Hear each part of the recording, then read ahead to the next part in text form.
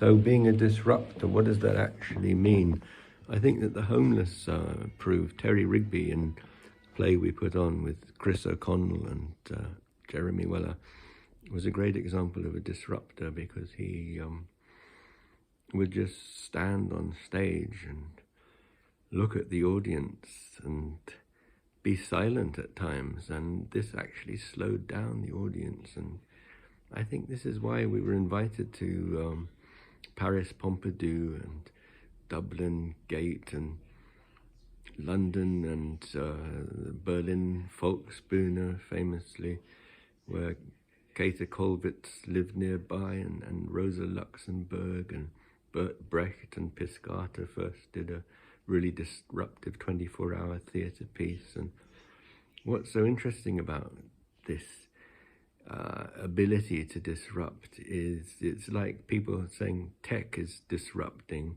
Well, I think theatre and film can be like that as well. Antonioni, Tarkovsky, films like Stalker, where you just don't know what's going on for long periods, like you're in some alien world. And I don't think you need to go actually that far to see that you're an alien. Mikhalkov and his classic Oblomov, it's all people who've dared to sort of push the boat out and disrupt what people expect. And actually that does make people stop and look up and say, what's going on here? I haven't seen this before. This is unexpected. And I think that's the value of it too.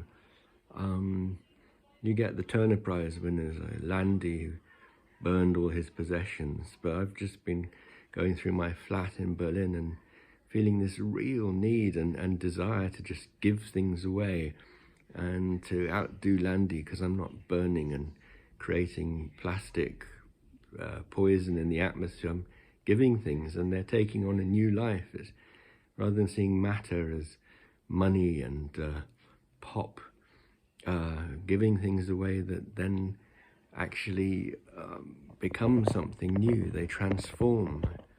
Found old bricks from my childhood play school with the K from New York, where my grandmother was, and everything is constantly in change and emotion.